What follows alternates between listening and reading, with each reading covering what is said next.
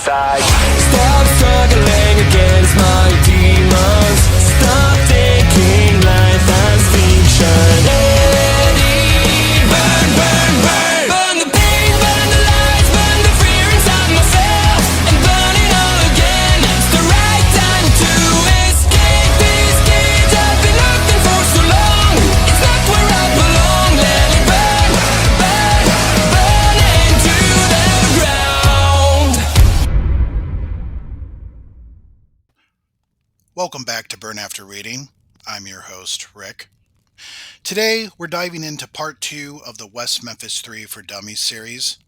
In our previous episode, we explored the events surrounding the disappearance of Stevie Branch, Christopher Byers, and Michael Moore on May 5th, 1993, and the subsequent investigation that led to the arrests of Damien Echols, Jason Baldwin, and Jessie Misskelley on June 3rd, 1993. Now we'll delve deeper into the case, going over Jessie Misskelley's initial confession, the pivotal events leading up to his trial, and the trial itself. We'll also discuss the intriguing developments that unfolded to the lead up to Damien Echols and Jason Baldwin's trial. So sit back, get comfortable, and let's dive in.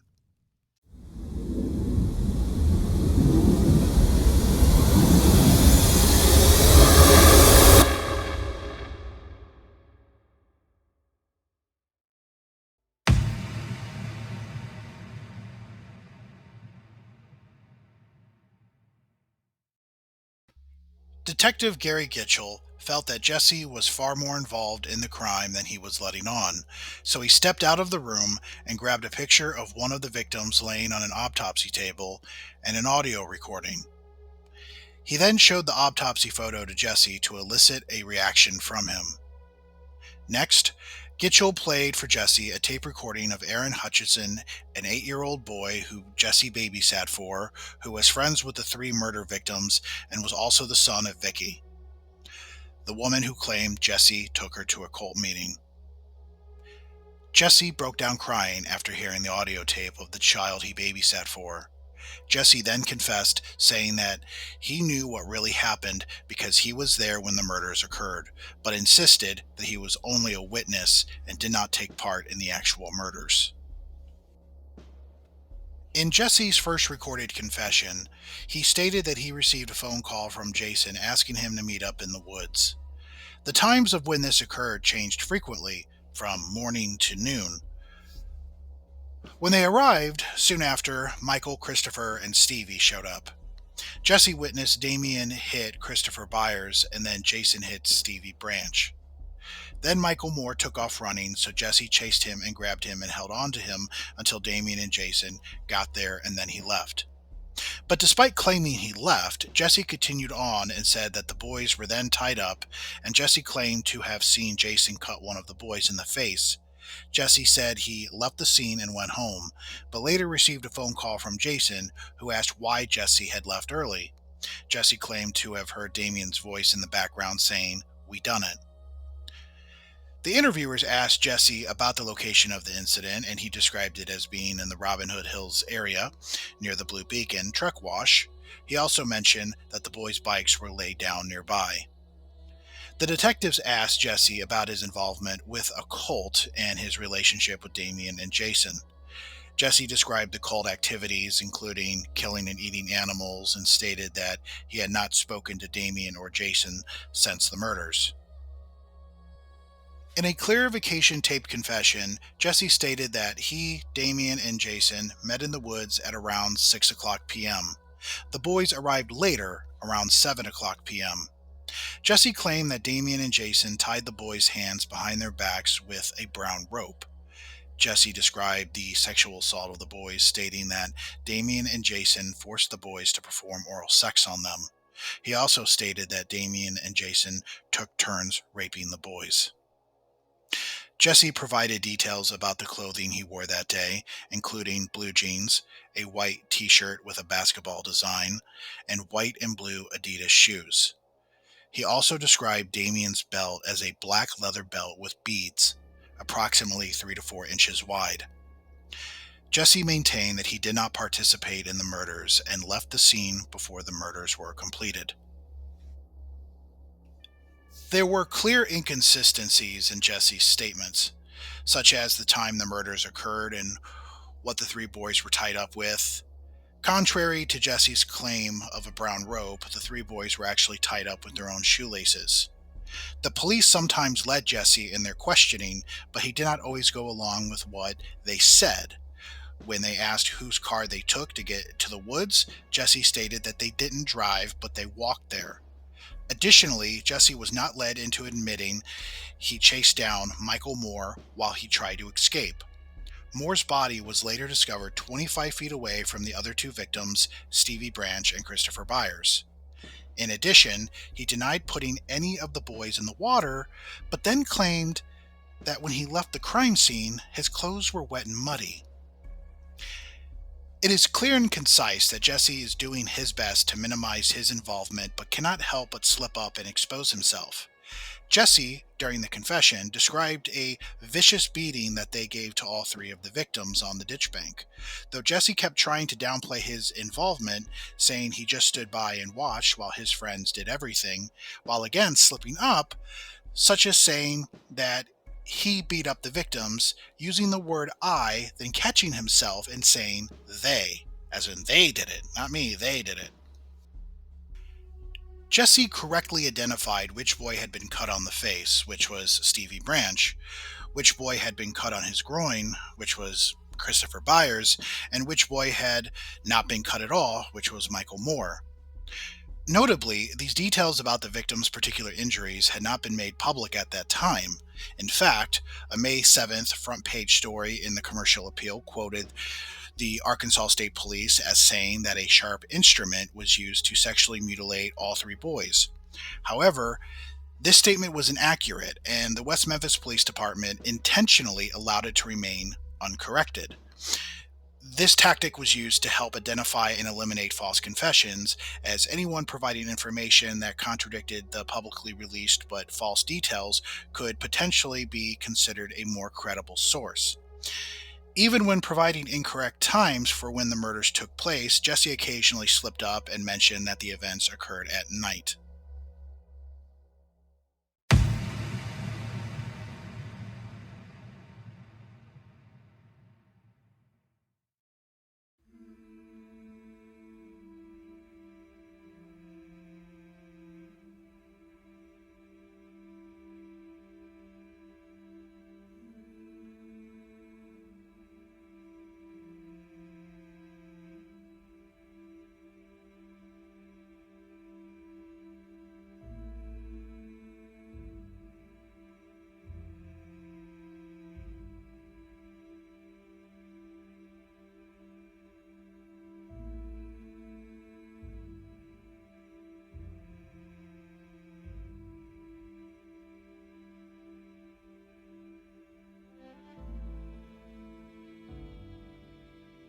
Yeah, he could have been with them, but he did not have anything to do with it, I don't believe.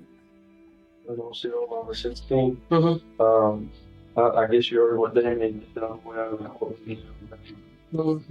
What do you do? someone told me I think on the elevator and Ray Boy somebody kiss. Oh, I heard that too. He turned around and kissed and stuff. We don't want to do any of that kind of stuff. It's not very nice.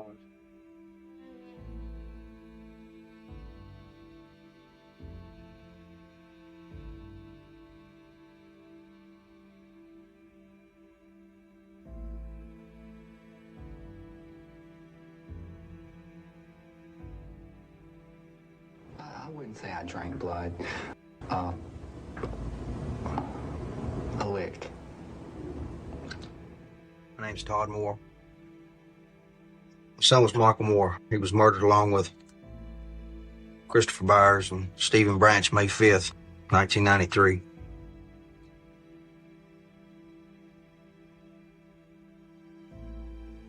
I cannot describe the pain that my family has went through. You know, they didn't just kill my son, they killed part of me. They killed a part of my wife, her daughter. I'm so frustrated because it seems like they have so much rights. We have no rights. Like it had in the paper the other day. Now taxpayers of Crittenden County are going to have to buy them a suit because they don't want them to go into court looking like what they are, criminals. They're in jail. They should wear jail clothes. Why do they need to have a nice suit bought by the county so they look presentable? They don't want them in shackles and chains. You know, these are not boys that murdered our kids. You know, they stopped being boys, you know, when they planned this. And I sit there and watch their parents and stuff coming out of court crying, talking about their son's rights. What about our son's rights? Where in the hell was his rights out on that ditch bank? He had no rights. He had the rights to be brutally murdered, be beat to death, a 8-year-old little boy. Where was his rights? I was down at the courtroom and Damien walked past me. I wanted to just go over there and take my hand and just claw down his face. Inflict any kind of pain that I could inflict on him. I know eventually we're going to have to forgive him. I know that and I understand that. But when it happens in your home and you watch your wife lose her mind, you know, whatever happened to her, your home is tore apart, busted up. I don't feel it's fair right now for someone to ask me to forgive the ones that caused it. It takes some time, a long time, before I could forgive them. You say that it's going to take time. We don't know how much time we got. Pam, we wouldn't be able to see Stevie again. We have to forgive in our heart because the Lord forgave us. He forgave us. He shedded his blood for us. He shedded his blood for them. And he just asked us to have a forgiving spirit. Now, I refuse to serve sin and Satan because I'm going to see Stevie again. I'm going to be with Stevie again. I'm going to be with my mother again. I'm going to be with her mother, your grandmother, both of them. I'm going to be with all of my loved ones that have passed on and went to heaven.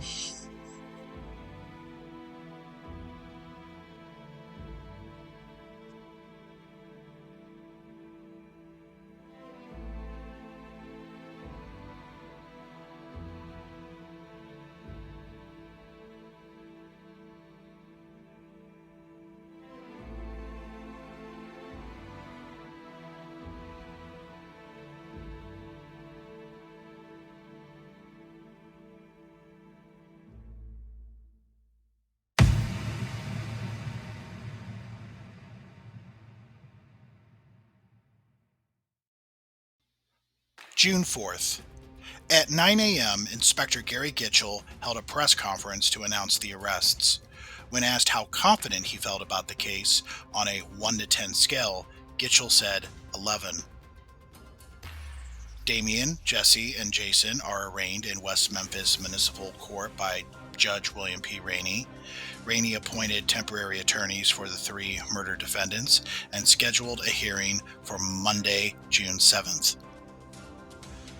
A hearing took place in Crittenden County Circuit Court in Marion, Arkansas. Judge David Goodson appointed 2 attorneys each to represent the 3 defendants. Representing Damien Echols, Craighead County Chief Public Defender Val P. Price, and Jonesboro attorney Scott Davidson. Representing Jessie Misskelley, Paragould attorney Daniel T. Stidham and Gregory L. Crow. Representing Jason Baldwin, Jonesboro attorney Paul N. Ford, and George Robin Wadley, Jr. June 8th. Damien wrote a suicide note on the inside of a cigarette box to his family. June 9th. A report was documented regarding Damien's attempted suicide. The attempt likely occurred in effort to be transferred to a psychiatric hospital in Little Rock, a facility he had previously expressed a fondness for. June 10th. Buddy Lucas, a friend of Jessie Misskelley, confirmed that Jessie had given him a pair of Adidas tennis shoes as stated in Jessie's confession, but that they were given to him in February. June 11th. Jessie confessed the crimes to his attorneys Dan Stidham and Greg Crow. The West Memphis police looked at two suspects as possibly being the elusive Mr. Bojangles. On June 24th, Detective Mike Allen interviewed Larry Caesar, who had previously worn an arm brace on his right arm due to a gunshot wound injury to his shoulder. Caesar matched the general description provided by the Bojangles manager of a black male who entered the store on May 5th, 1993, except that Caesar had a full beard and was known to always wear one. Caesar was asked if he had worn an arm brace during May, and he stated that he had not worn one since around Thanksgiving. This was verified by Otis Caesar and Robert Caesar, Larry's brothers, regarding the arm brace. The radio log from May 5th, 1993 showed that Officer Paul Schrader checked Larry Caesar at 2:41 p.m. in the southeast part of West Memphis. Caesar recalled being stopped by a white police officer last month in front of the police substation in the projects. Larry Caesar denied ever being Bojangles on Missouri Street. June 28th. Detective Mike Allen interviewed Michael Scott, a black male residing on South 20th Street.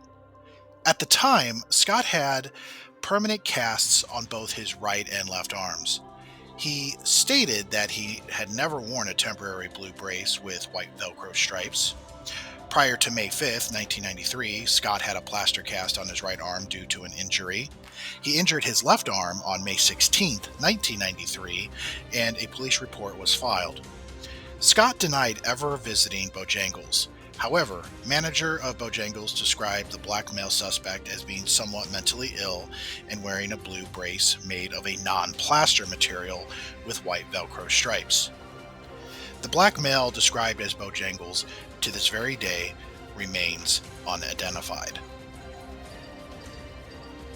July 26.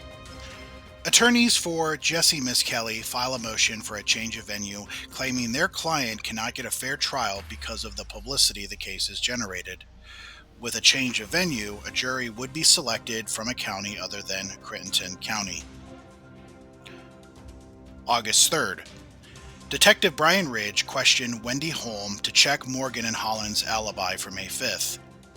She stated that Brian Holland and Chris Morgan were with her pretty much the entire day. The reason she could remember this at all is because an officer called her from California and mentioned this date and told her to try to remember what occurred that day. She said that they went down to the beach of the Mississippi River. They stayed until about 6 o'clock p.m. and then they went to either her place or theirs. Around 10 o'clock p.m., they went to Red Square, a dance club, and stayed until probably 2 o'clock or 3 o'clock a.m. August 4th. Pretrial hearing in Marion. All three defendants pled not guilty to capital murder charges. Circuit Judge Charles David Burnett severs Misskelley's trial from that of Echols and Baldwin. August 5th. Private investigator Ron Lax, working for Damien Echols' defense, approached Stidham and Crow and asked if they wanted to have lunch. During the lunch, Lax asked if they ever heard of Dr. Richard O'Shea. Lax went on to explain that O'Shea, a professor of social psychology at Berkeley, was an expert on cults and had consulted with a news team that later won a Pulitzer Prize. Moreover, he was an expert on brainwashing, police interrogations, and false confessions. It would take time for Jessie to adopt the false confession story. Although Jessie had confessed to both detectives and his attorneys, he denied guilt to his father in a letter. At one point, Stidham addressed this inconsistency, asking Jessie if he was afraid to admit the crime in front of his father, and Jessie screamed that he was not afraid of anything. August 19th. Jessie Misskelley met with his attorney, Dan Stidham, at the Clay County Detention Center and once again gave a statement that continued to confirm his guilt. August 27th. Damien Echols penned a series of letters to Glory Shettles, an employee of Inquisitor Incorporated, a private investigation firm owned by Ron Lax.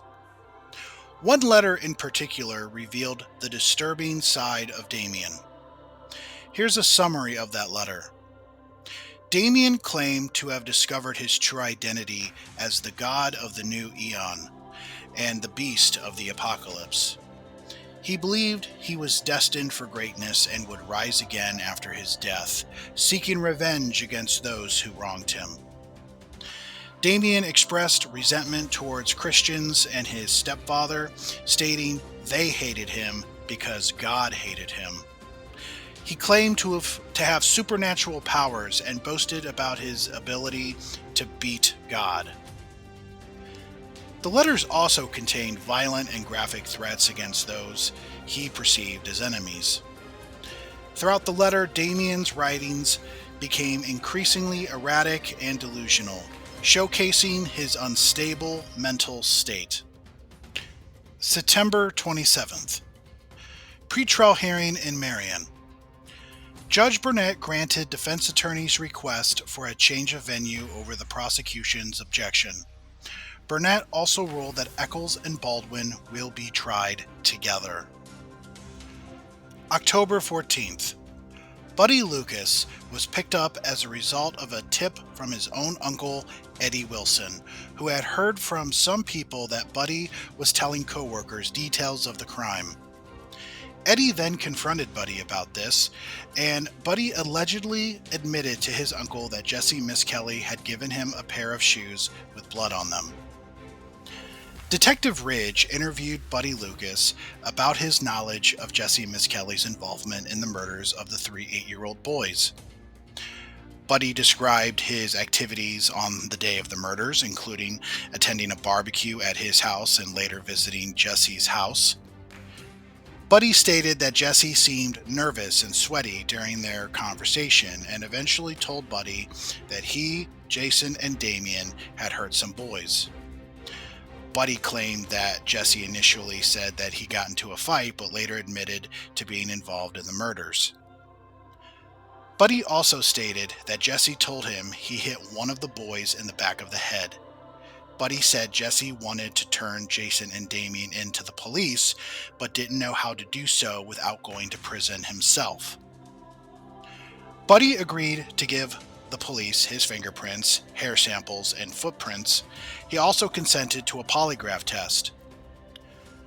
Buddy stated that he was afraid to come forward with the information because he was scared that Jessie would have someone hurt him.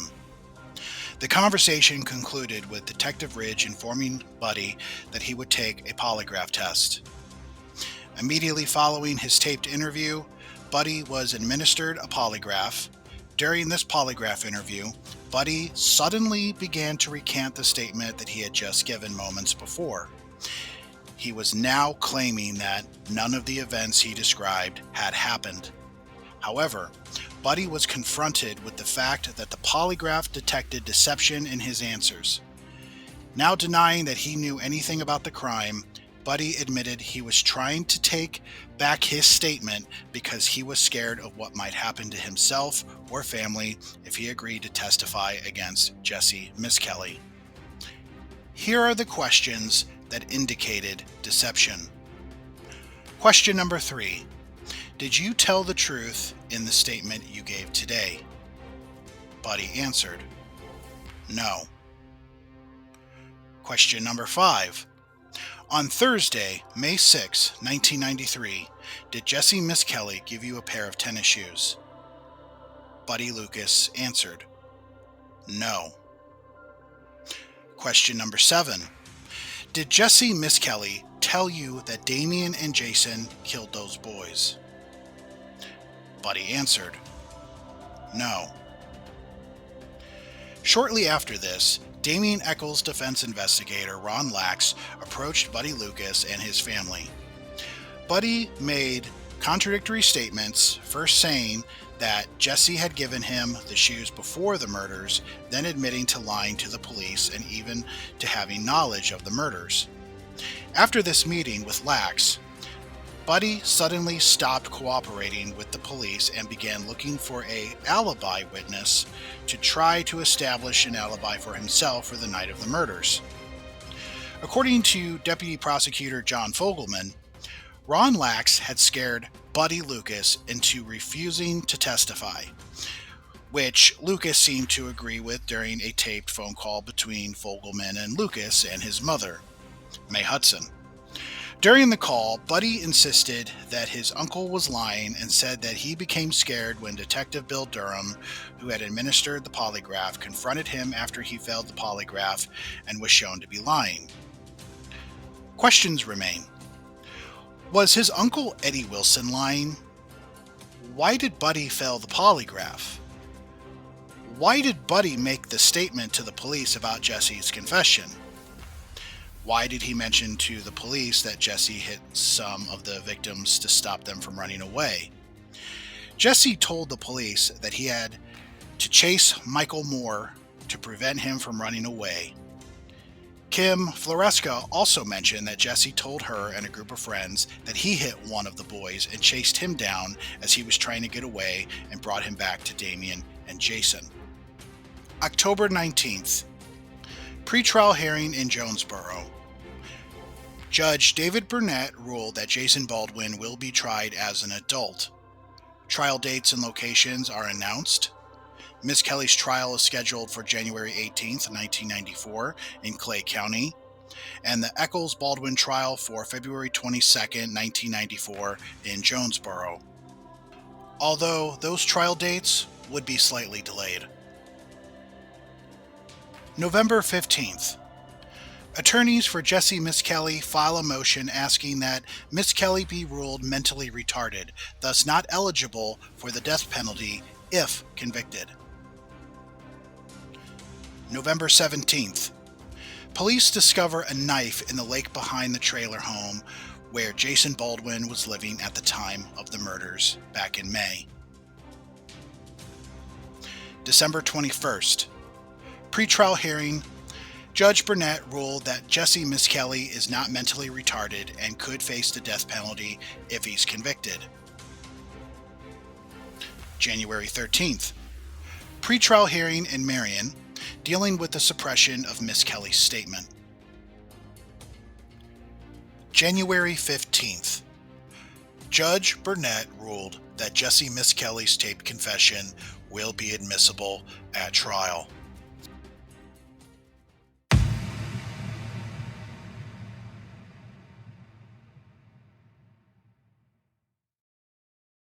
We expect the proof's going to show that this defendant confessed, that he was not coerced.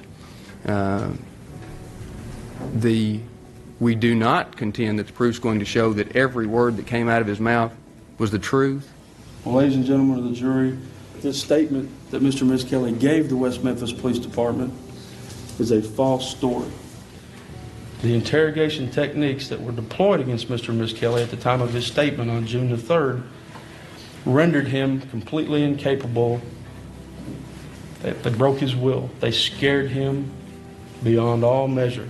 The proof is going to show that this defendant was an accomplice to Damien Echols and Jason Baldwin in the commission of these horrifying murders, and we will ask you to return your verdict of guilty on 3 counts of capital murder. They led him through this entire tape statement. And ladies and gentlemen of the jury, we don't know what happened before they turned the tape recorder on. They didn't videotape it. The officers didn't take notes on all the questions. They testified to that. They even testified they couldn't remember some of the things they asked him. How do we know what really happened? The defense, through bringing in so-called experts such as Mr. Offshay, have tried through smoke and mirrors to make it sound like a person that confesses to such a heinous crime and admits their involvement and gives you specific details of the involvement, that's indicative of someone who was forced or coerced to confess.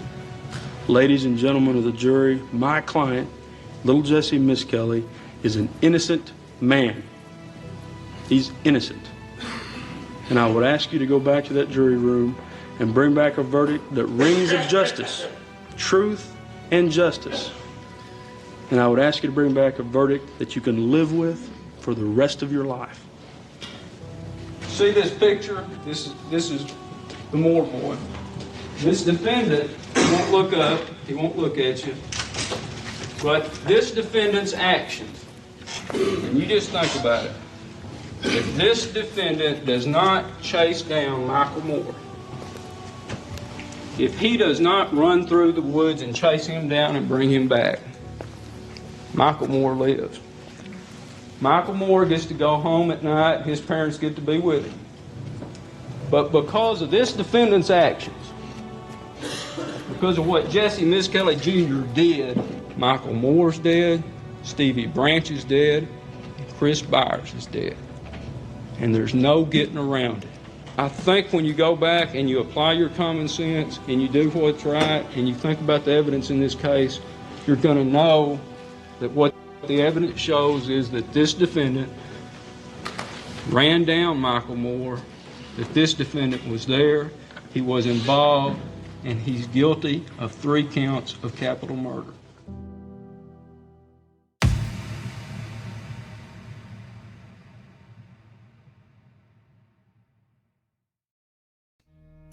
Dan Stidham argued that the prosecution's case relied solely on Jessie's statements to the police, which were inconsistent and lacked corroboration. He highlighted several areas of reasonable doubt, including 1. Jessie's story. Stidham pointed out that Jessie's account of the events is filled with inconsistencies and impossibilities, such as receiving phone calls from Jason Baldwin at times when Jessie was not at home. 2. Lack of physical evidence. Stidham emphasized that there was no physical evidence linking Jessie to the crime scene or the victims. 3. The cult theory. Stidham argued that there was no evidence to support the prosecution's claim that the murders were part of a cult ritual. 4. Jessie's mental handicap. Stidham highlighted Jessie's low IQ, low self-esteem, and suggestibility, which made him vulnerable to false confessions. Stidham also discussed the expert testimony of Warren Holmes and Dr. Richard O'Shea, who both concluded that Jessie's profile matches that of a false confessor. Holmes noted that Jessie's statement lacked corroboration, narrative, and detail, and that the police were leading and suggestive during the interrogation. Dr. O'Shea testified that the West Memphis Police Department used coercive psychological tactics to obtain Jessie's statement, which was influenced by the police's suggestions and leading questions.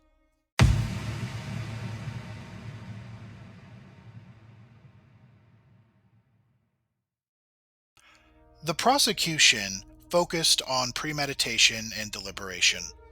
They highlighted Jessie Misskelley's statements about a phone call discussing plans to harm the victims and passing of a photograph of the boys at a cult meeting. The prosecution also emphasized the severity of the injuries, suggesting a conscious intent to cause death. Regarding alibis, the prosecution criticized the inconsistencies in the testimonies of Jessie's friends and family, particularly regarding his whereabouts between 5:30 and 7 o'clock p.m. on the day of the murders. They pointed out contradictions in the stories about Jessie's wrestling alibi, including discrepancies in the dates and times. For example, the prosecutor presented a statement given by Fred Revell to the police on June 9, 1993, just days after Jessie Misskelley's arrest.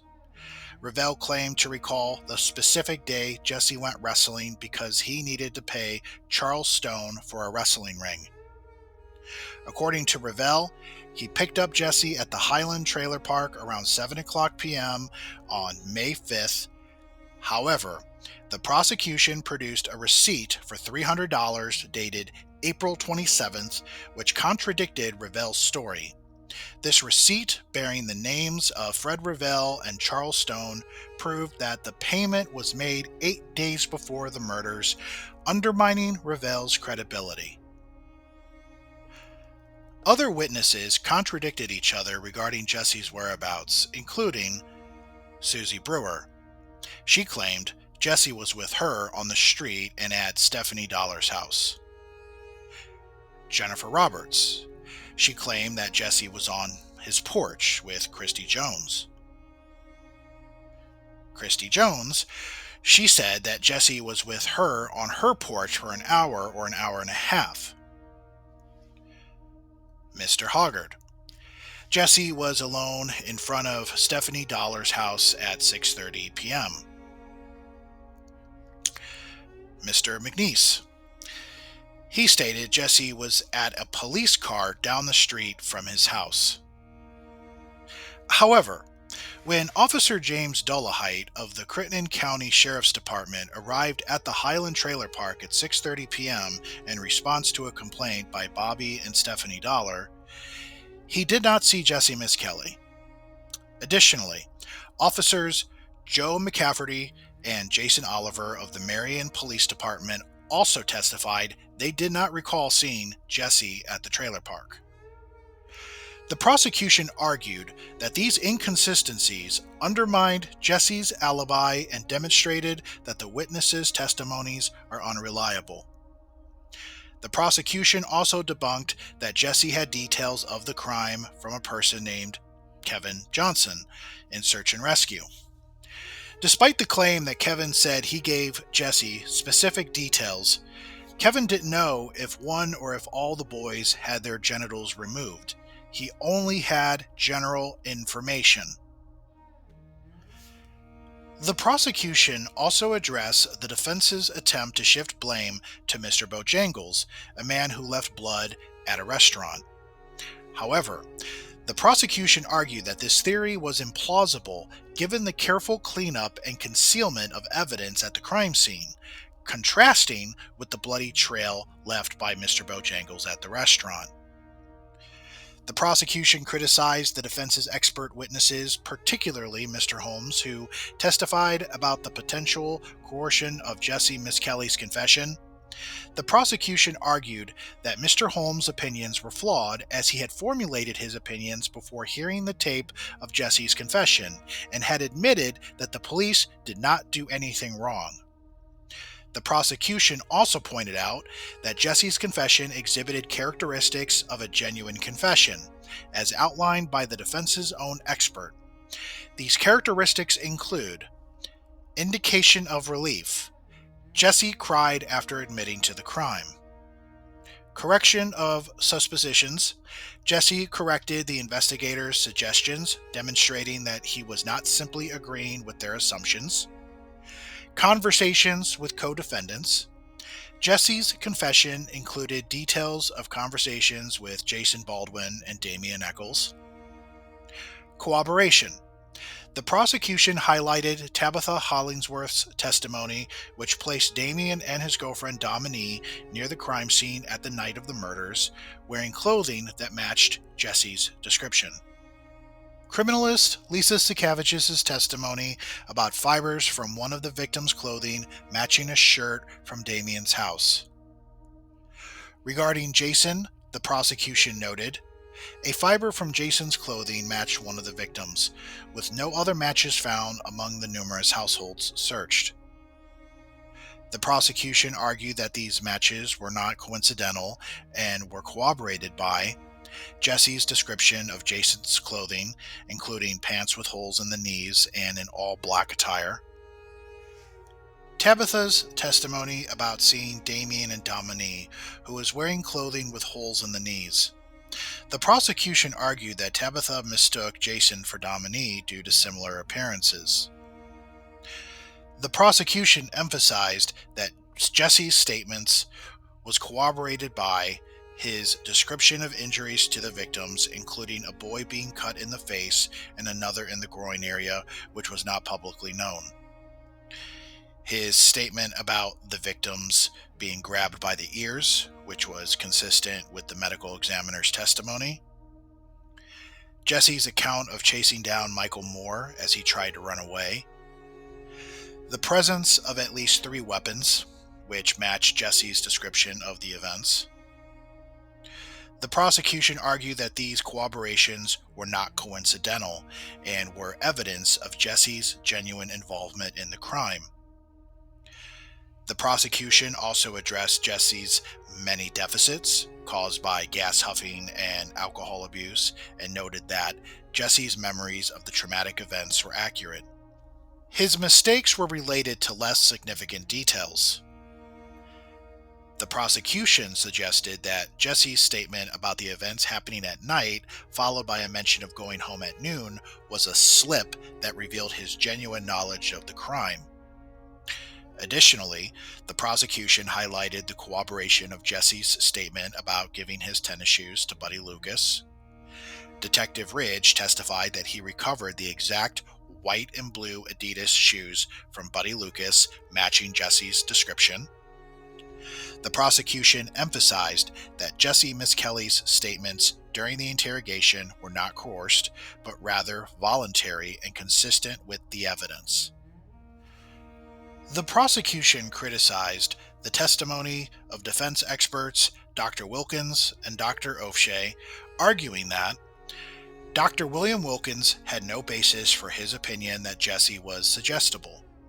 The defense claimed Jessie Misskelley was mentally retarded to excuse his multiple confessions. However, his IQ scores were higher before the murders, and his own expert, Dr. Wilkins, suggested that Jessie's lower scores during the trial may have been due to malingering, faking, or exaggerating symptoms. This is plausible since Jessie's defense team told him a lower score could reduce his chances of receiving the death penalty. Dr. O'Shea's theory that Jessie's confession was coerced was not supported by the evidence. His testimony was biased, as he only testifies for the defense and has a financial interest in the outcome. The prosecution concluded that Jessie's statements were voluntary and reliable, and that the defense experts' testimonies were not credible. The prosecution also discussed DNA evidence found on the victim's pants, which suggested the presence of sperm. Notably, this evidence aligned with Jessie Misskelley's statement that Damien Echols had masturbated during the attacks and wiped his semen on one of the boys' pants. The prosecution concluded that the evidence corroborated Jessie Misskelley's statements and proved the defendant's guilt beyond reasonable doubt.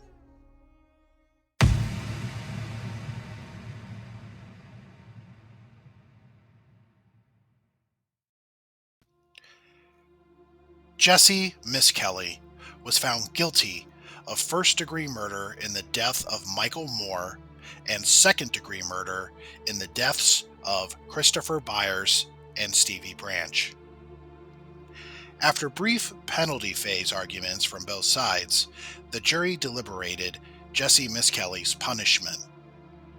After 26 minutes, they returned with life in prison plus 2 20-year sentences.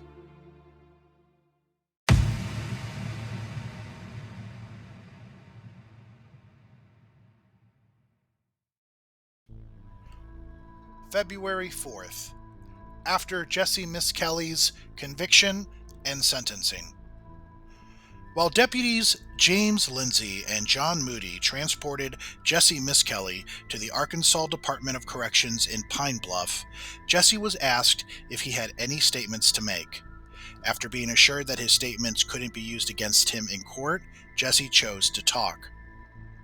Jessie stated that Jason Baldwin had called him to ask if he wanted to go to West Memphis to get some girls.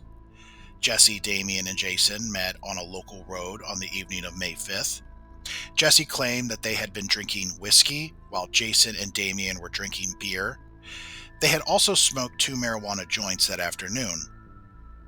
Jessie stated that he had known Jason since the 6th grade but didn't know Damien that well. However, he recalled an incident where Damien drank human blood from Jason after Jason was bleeding. Interestingly, Jessie accused Officer Callahan of lying in court about not seeing him on May 5th, claiming they had a short conversation. After meeting on the road, the 3 boys walked to the woods and sat in the water. Jessie said he couldn't go underwater due to an air problem.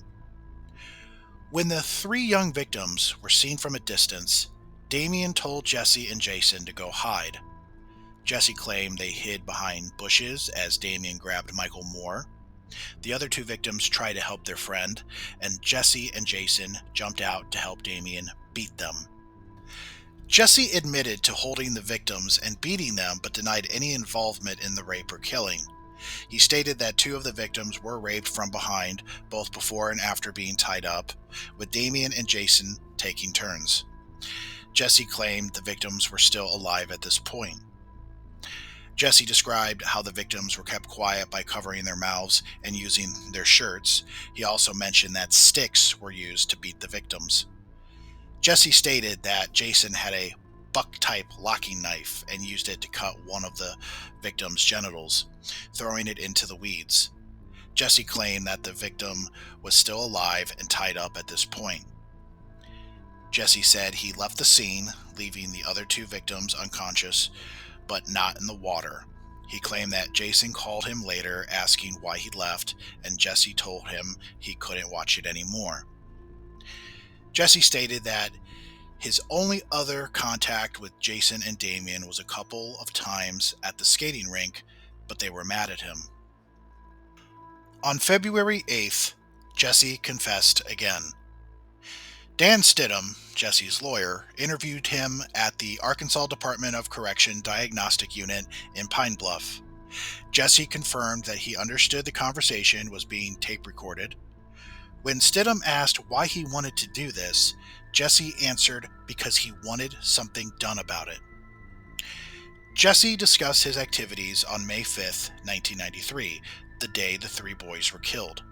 He said he spent the night with Josh Darby on May 4th and went to work at West Memphis Roofing the next day. After work, he went to Stephanie Dollar's house to babysit her son Cody. Jessie then went to Johnny Dedman's house to deliver a message from Johnny Hamilton. He met a man with a glass eye at Johnny Dedman's house. Jessie didn't know the man's name, but his father did. After delivering the message, Jessie went to his house and then to Vicky Hutchinson's house, where he asked her to buy him some liquor. Vicky bought 2 bottles of Evan Williams whiskey and brought them to her house.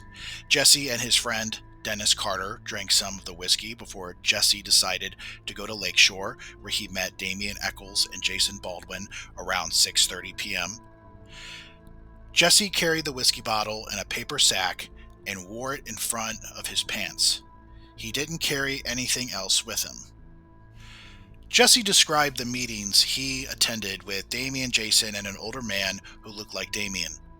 The older man had a briefcase containing a picture of the 3 boys who were killed. Jessie claimed that the older man was the leader of the group and told Damien what to do. Jessie denied knowing the older man's name, but described him as tall with black hair, a mustache, and a beard. He said the older man always walked and never drove a car. Jessie admitted to lying about some aspects of the case, including cooking a dog in a wash tub. He claimed that he was just trying to have fun and drink with his friends. Jessie continued to describe his activities on the day of the murders. He and his friends, Damien Echols and Jason Baldwin, walked from Lakeshore to West Memphis, crossing over an overpass and walking down a service road. Jessie described what he and his friends were wearing that day. He wore a gray sleeveless t-shirt, blue greasy jeans, and blue and white Adidas shoes. Damien wore a black leather jacket, black pants, and black boots. Jason wore light blue jeans, black boots, and a black Metallica t-shirt. Jessie claimed that Damien was carrying a long, skinny stick that had been carved. He identified the stick as one that had been introduced as evidence in the trial. Jessie denied that anyone discussed hurting or killing the boys during the walk. Jessie stated that he, Damien, and Jason walked down a trail and sat by the pipe to drink. He described the pipe as being about the size of his leg. Jessie claimed that the bodies were thrown into deep water over their heads, but he didn't know exactly where. Jessie denied seeing any ponds or lakes in the area. Jessie stated that he'd never been to the area before the murders and had not returned since. Jessie denied getting in the water or seeing Damien and Jason get in the water. He claimed that he had not told the police that they were in the water going down on each other. Jessie described the events leading up to the murders, including the boys arriving on their bicycles and then Damien eventually grabbing one of them. Jessie stated that he and Jason started hitting the boys, but he didn't know which ones. Jessie claimed that Damien choked one of the boys, but later corrected himself, saying that Damien just held the boy's head. Jessie described the Moore boy running from the scene and Damien telling him to go get the boy and bring him back. Jessie stated that he hit the Moore boy on the head and brought him back to the scene. Jessie described Jason pulling out a knife and cutting one of the boys on the left side of his face. Jessie identified the boy who was cut as the blonde-haired one, which would be Stevie Branch. Jessie stated that Damien hit one of the boys on the head with a stick. Jessie claimed that he didn't realize anyone was going to get killed until he saw Jason cut one of the boys' genitals, which would be Christopher Byers. Jessie stated that Damien was squeezing one of the boys' penises but didn't know which one. Jessie described Jason cutting the boy's penis off and then slinging his hand, possibly throwing the penis or the knife. Jessie stated that he didn't help tie the boys up, but he saw Damien and Jason use shoestrings to tie their hands to their ankles. Jessie denied helping with the murders or drinking blood. Jessie described the boys being thrown into the water after being tied up. Jessie stated that Damien bit one of the boys' penises rather than sucking on it. Jessie's story somewhat changes from his previous statements, and he admitted to being present at the scene of the crime. He also mentioned that he saw one of the boys still moving after being thrown into the water. Jessie also mentioned that some things are hard to remember because he was drunk. Jessie is fairly consistent on certain points, such as chasing down Michael Moore and bringing him back, Jason being the one with the knife and who he cut and where, what alcohol they brought with them. The other inconsistent information is most likely Jessie trying to fill in gaps. Long-term memory can be unreliable because it is constantly reconstructed when retrieved, meaning our brains can fill in gaps with inaccurate details, distort information based on our current beliefs, and even create false memories, leading to inconsistencies and inaccuracies in recalling past events, especially when trying to remember details with perfect precision. Add alcohol abuse and gas huffing into the mix, and it's the perfect storm of a memory deficit. The interview concluded with Dan Stidham instructing Jessie Misskelley not to talk to anyone about the case and promising to arrange a meeting with his father. On February 17th, Jessie Misskelley confessed again, this time to the prosecution. Before the interview began, Dan Stidham advised Jessie not to make a statement, citing that it was against his advice and that Jessie should wait for a psychiatric evaluation. Greg Crow, Jessie's other attorney, also agreed with Stidham's advice. Despite this, Jessie chose to proceed with the interview because he wanted something done about it, meaning he wanted Damien and Jason held accountable for their crimes.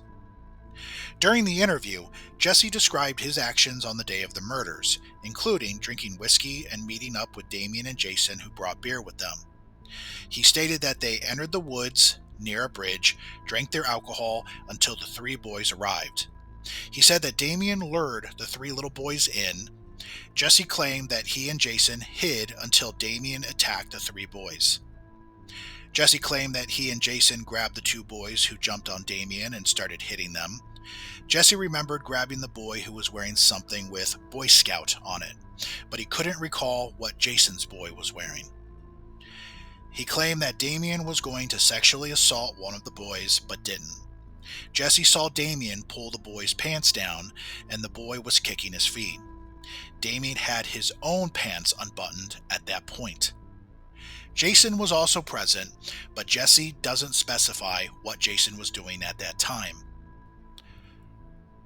When Jessie left the crime scene, At some point, he took his whiskey bottle and busted it under an overpass.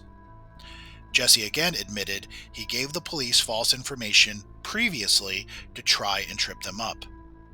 Jessie confirmed that his statements about the events of May 5th were true and that he would testify to the same things in court. The interview concluded with Jessie's affirmation that his statements were truthful. February 21st. In a phone call with his other attorney, Greg Crow, Jessie expressed his concerns and fears about testifying against Jason Baldwin and Damien Echols. Jessie also mentioned that Dan Stidham had gotten him mad by yelling at him and calling him stubborn. It was clear that Dan Stidham did not want Jessie to testify against Jason and Damien. Crow reassured him that he was there to help and that he would not give up on him. Crow also mentioned that there was new evidence that could prove Jessie's innocence and that he should think carefully before making any decisions about testifying. Crow also warned Jessie that if he testified against Jason and Damien, it could harm his chances of appealing his own case. Jessie's family had advised him to listen to Crow and not the prosecutors. The conversation ended with Crow promising to visit Jessie the next day to discuss the case further, but Jessie asked Crow not to bring Dan Stidham with him. February 22nd. A conference with Judge Burnett was held and a lot was said regarding Jessie Misskelley talking to the prosecution. Here are some of the highlights.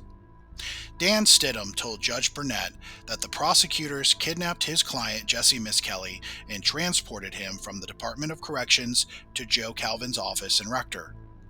Stidham claimed that promises were made to Jessie, such as being able to see his girlfriend. He also claimed that Jessie Sr. told the prosecutors that his son would not be testifying.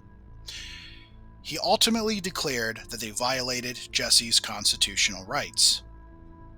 In Calvin's conference room, a spirited debate was had between Misskelley's defense and the prosecution. As this occurred, Jessie Misskelley stood up and said, "I'm giving a statement," and walked out, declining to further discuss the matter with his attorneys. Stidham, instead of accepting his client's wishes, wanted to blame his actions on Jessie's mental state, which seemed like a convenient argument that only goes one way. When it goes against Dan Stidham's wishes, he's mentally ill. Upon leaving, Stidham made the statement he didn't like what they did, but quoted, "I know there was nothing unethical about it, and I would have done the exact same thing if I were in your position, but I still don't like it." Davis brought 2 witnesses into the jail cell. He advised Jessie Misskelley that his attorney, Greg Crow, had advised him not to talk with anyone, that if he desired to talk with him, it would be against the wishes of his attorney. Jessie told Davis he wanted to talk with him and indicated that he did not want to follow the advice of his attorneys. Again on Saturday, they talked and Davis had a copy of the document signed and witnessed by an individual at the sheriff's department. Davis once again advised Jessie that if he talked with him, it would be against the advice of his attorneys, that his attorneys advised him not to talk with him. Jessie again told Davis that he wanted to speak with him. Again on Sunday, the exact same procedure was followed. Mr. Fogelman was there that time. He was advised that Mr. Crow had said it was their advice not to talk with the prosecutors. Jessie said he desired to waive their advice. Davis clarified some incorrect statements that Stidham made. Originally, they went down to the Department of Corrections on Tuesday, which would have been the Tuesday after Misskelley was convicted. As Jessie was on his way down to the Department of Corrections on Friday, he had talked continuously for a period of 2 to 3 hours describing his involvement and that he wasn't even shocked by what the jury did because he basically deserved the punishment he received. The officers advised Davis of that information, and that's when he contacted Stidham to see if they should go down there and discuss his client's options to see if he wanted to testify. Davis and Stidham then rode down to the Department of Corrections on Tuesday, Fogelman and Gitchell met them at Brinkley, and they went to Pine Bluff. Mr. Stidham talked with Jessie for approximately 10 or 15 minutes, at which point he came out of the room, grabbed a Bible, then went back in. 30 to 45 minutes later, Stidham exited. He was very upset, unnerved, and kept mumbling, "I don't know what I'm supposed to do now. I don't know what to do now." And after 30 minutes of conversation, it became apparent at that point that Jessie had indicated that he was involved in the murders and had in fact witnessed and played a part in the murders. Stidham then went back into the room, at which time he did not allow the prosecutors, nor did they request or insist on having contact with his client. Stidham went back inside and talked for another hour and came back and indicated that Jessie's story matched with the facts much better. But there were a few things they needed to do to be able to corroborate his statements. At that point, they got into their vehicles, and one of the things to corroborate Jessie's statements was to determine if there was an Evan Williams whiskey bottle under an overpass in West Memphis. To quote Mr. Stidham, "If we can find a bottle like he says, then that will convince me that it happened." At 9:30 or 10 o'clock at night, they roamed underneath the overpass of West Memphis, and lo and behold, they found a broken bottle in the location Jessie indicated. They then took the bottle to a local liquor store where they proceeded to spend the better part of an hour matching the bottle with certain items. And lo and behold, it matched with the brand name bottle Stidham indicated. At that point, Stidham said it wasn't good enough for him. A week after, there was no contact between Stidham and the prosecutors. It was clear that Dan Stidham lost his objectivity and the best interest for his client, Jessie Misskelley. During this meeting with Judge Burnett, it was also revealed that Stidham allowed Val Price, Damien Echols' attorney, to come in and give 2 to 3 hours of cross-examination while Jessie's trial was happening. The act was a significant conflict of interest since Damien's attorneys and Jason's attorneys were not exactly in accord with each other. February 23rd. Jessie Misskelley's talk with the prosecutors were ruled valid by Judge Burnett. He ruled that there was no misconduct in the prosecutor's efforts to obtain another statement from Jessie Misskelley Jr. before the murder trial of co-defendants Jason Baldwin and Damien Echols. All the stuff in the paper about a deal with Jessie. Right now we don't know what his situation is, although we think that he is more inclined to testify right now than he has been at any point up to now. The Friday that Jessie was convicted, they questioned him, the officers who took him down inquired of him what had really happened, and apparently Jessie, contrary to somebody that was innocent that would say things like, "Gee, I've just been convicted and I didn't do it, and what a terrible injustice," Jessie talked all the way down there about how he committed the crime and specific details. Unfortunately, we need his testimony real bad. If it was a perfect world, we would take what we have on Jessie and leave it, and we'd go and get the other two and get them and be happy, but it's not. And we need his testimony to be sure we get convictions on the other two. I think we're going to negotiate his sentence down some in order to get him to testify. He's not going to testify just out of the goodness of his heart. The only way that I think that he will be willing to testify is if the life sentence is removed. Now, I do want to say all is not lost if he doesn't testify, but the odds are reduced significantly. We've still got some evidence. What we've got, besides Jessie, is we've got a fiber that was found on, I think it was found on Stevie's shirt that matched a fiber from Jason Baldwin's mother, which caused secondary transfer. We've got a fiber from a shirt, or a couple of fibers from a shirt found at Echols' house found one of them was on like the Cub Scout, Michael's Cub Scout cap, another one maybe on the shirt that matched Damien's. Fiber evidence, it's in my opinion, it's better than hair evidence, but they can't say that it came from that particular garment to the exclusion of all others. We've got the Hollingsworth clan that says they saw Damien and Dominique out on the service road. We've got some kids that say that Damien they heard him at a girls' softball game, overheard him say that he killed the 3 boys and that he was going to kill 2 more before he turned himself in. And You haven't scared them off yet like they did the other ones? well, no, not yet. We've got a guy that was in jail with Jason, who says that Jason made some incriminating statements to him. Now, there are some things that they are going to try to do to attack this kid's credibility. But, and then we've got the knife that was found in the lake behind Jason's house. So that's what we've got, but that's all, basically, that we've got.